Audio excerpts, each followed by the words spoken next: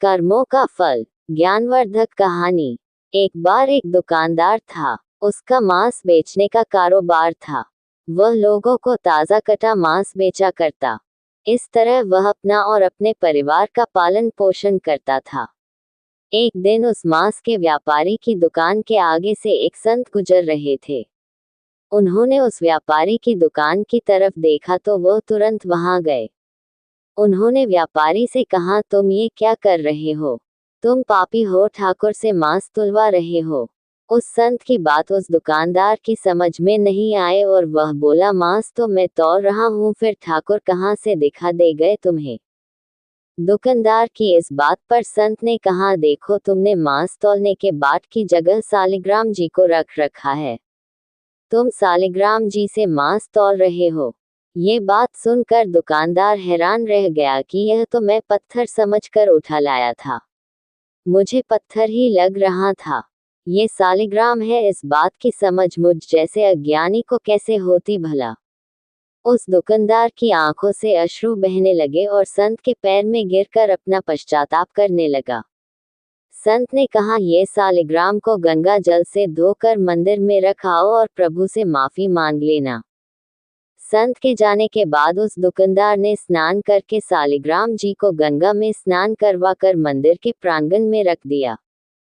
खुद भगवान से प्रार्थना करके माफी मांगने लगे, हे प्रभु, मैंने अज्ञानतावश आपसे मांस तुलवा लिया, इसलिए आप मुझे जो सजा देंगे मुझे मंजूर होगी। वह दुकानदार यह सोचकर कि वह कितना मूर्ख है कि भगवान से ना जाने कितने सालों से मांस तुलवाता रहा, और प्रभु कितने दयालु है कि उसके घोर अपराध करने के बाद भी उसे वह उसके परिवार के भरण पोषण करते रहे।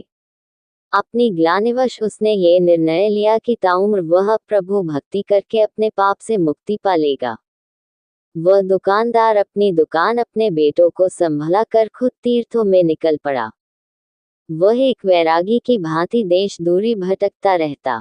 एक दिन वह भटकते भटकते एक गांव में पहुंचा। वहां रात्रि विश्राम के लिए शरण मानकर रुक गया। वह एक घर में उस घर के मालिक की शरण में रुककर रात्रि काट रहा था।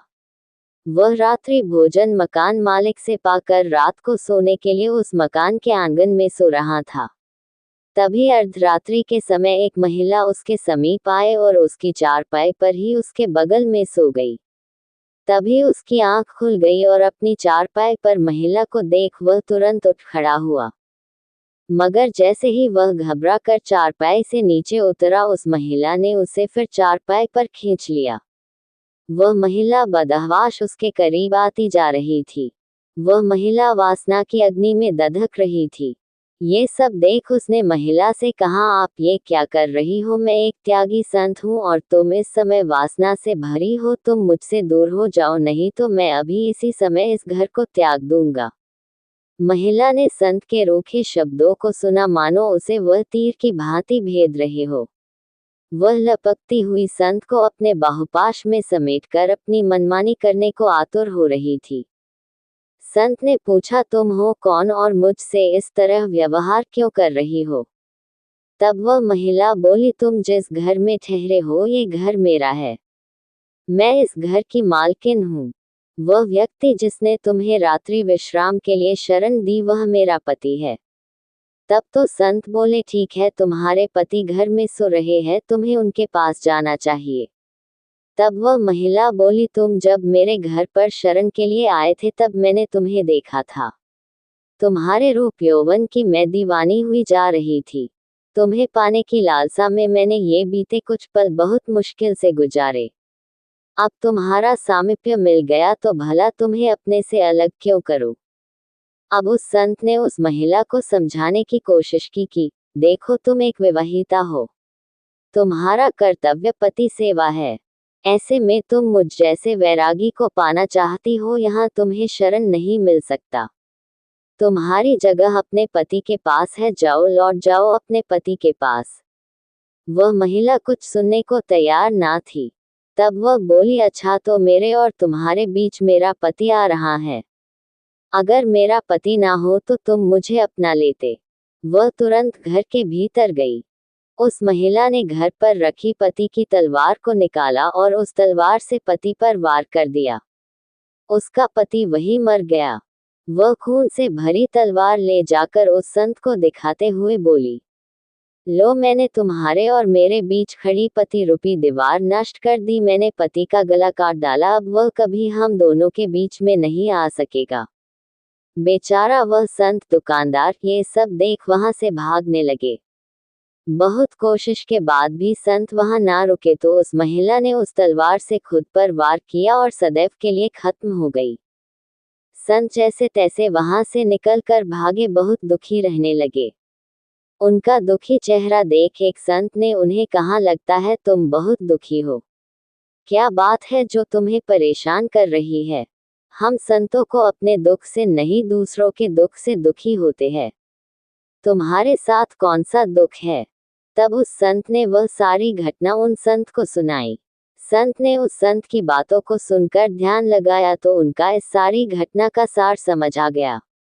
वह संत उस संत दुकानदार से बोले, ये सब तो होना ही था, इसमें तुम्हारा कोई दोष नहीं, अब तुम शांत मन भक्ति करो।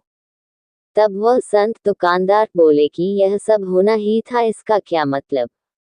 तब वह संत हंसते हुए बोले, तुम मेरे पास बैठो, मैं तुम्हें सब बताता हूँ। उन संत ने उस संत दुकानदार से कहा, ये सब पिछले जन्म का कर्जा था जो उस महिला ने ले लिया। संत दुकानदार बोले, कैसा बदला?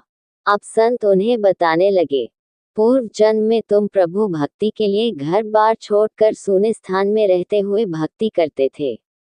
एक दिन जब तुम ध्यान मग्न होकर प्रभु भक्ति कर रहे थे, तभी वहां से एक गाय भागते हुए आई। तुमने गाय को देखा, चुप रहे। गाय को एक कसाई पकड़ना चाहता था। गाय उस कसाई से बचती हुई भागती हुई वहां आई थी। गाय तुमसे अपने बचाव की उम्मीद से देखने लगी, मगर तुमने भाग्यवश उस पर ध्यान नहीं दिया तो वह डरती हुई कहीं और जाकर अपना बचाव करना चाहती थी। वह वहां से चली गई। तभी उसके पीछे पीछे भागता वह कसाई तुम्हारे सामने हाथ में तलवार लिए आया। तुम जिस स्थान पर बैठे थे वह ठीक चौराहे पर बना हुआ था। वहां से 4 मार्ग निकलते थे, इसलिए कसाई वहां रुका। उसे समझ नहीं आ रहा था कि वह गाय कहाँ गई। चारों तरफ नजर दौड़ाकर वह कसाई तुम्हारे पास आया और तुमसे उस गाय के बारे में पूछा कि तुमने किसी गाय को यहाँ से भागते हुए देखा है। तुमने उस कसाई की तरफ देखे बिना बंद आंखों से ही उस रास्ते की तरफ हाथ कर दिया जहां वह गाय भाग कर गई थी। वह कसाई तुम्हारे इशारे को देख उसी रास्ते पर चला गया जहां वह गाय भागती हुई गई थी और उस गाय को कसाई ने अपनी तलवार से मार दिया था। अब वह संत दुकानदार हैरान होकर उन संत से बोले, उस गाय व कसाई से मेरी इस घटना का क्या वास्ता? संत हंसते हुए बोले, हाँ, उस घटना से ही तुम्हारी इस घटना का संबंध है। क्या तुम जानते हो वह मकान मालिक व उसकी पत्नी पूर्व जन्म में कौन थे? अब वह संत दुकानदार विस्मित से होकर देखने लगे। संत ने उन्हें आगे बताना शुरू किया, वह जो मकान मालिक था जिसने तुम्हें रात्रि विश्राम के लिए शरण दी थी, यह पूर्व जन्म में एक कसाई था। ये कसाई था जिसको तुमने गाय का मार्ग बताया था। इसी तरह उस मकान मालिक की पत्नी वही गाय थी जिसका उस कसाई ने कत्ल किया था। वह गाय जब शिकारी द्वारा काटी जा रही थी तभी वह मन ही मन तुम दोनों से बैर भाव रख गई, बस बदले की आग में दूसरे जन्म में बदला ले लिया।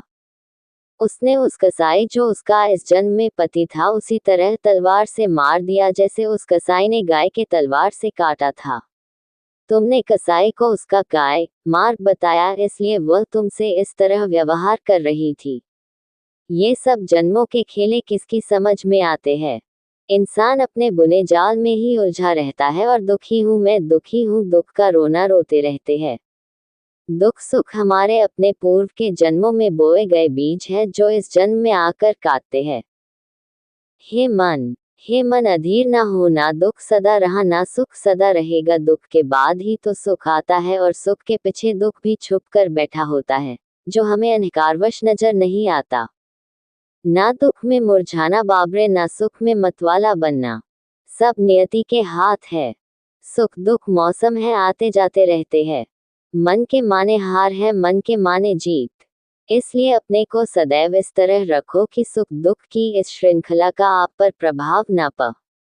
पढ़े। हमारे चैनल को सब्सक्राइब और लाइक जरूर करें और अपने मित्रों तथा रिश्तेदारों को जरूर शेयर करें फोल्डेड हैंड्स, जिससे ऐसे रोचक कहानियां आप तक आती रहे। धन्यवाद फोल्डेड हैंड्स।